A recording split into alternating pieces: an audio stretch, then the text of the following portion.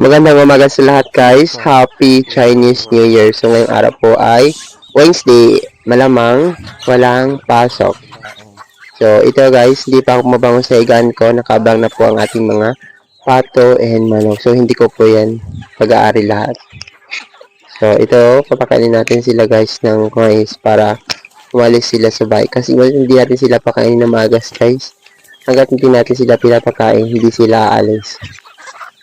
Kaya mag-aabang talaga sila sa pintuan ko. Ayan. Yung magastos po yung pagpapakain ng ganito kasi yung 1 kilo sa isang araw hindi po magkakasya. 1 kilo isang kon lang.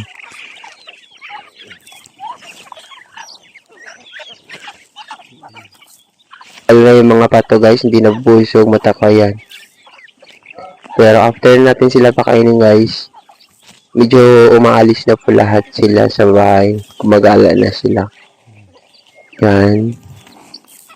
Yun, tingnan nyo guys. Ilang segundo lang yung mga sinabi natin na mais. Naubos na nila lahat. So yan, nagtapon ako ng basura ngayon. Nakasunod sila sa akin. Akala nila yung basura na dala ko is pagkain. So that's all guys. Thank you so much for watching and happy Chinese New Year. Kong Hi Pat Chui guys.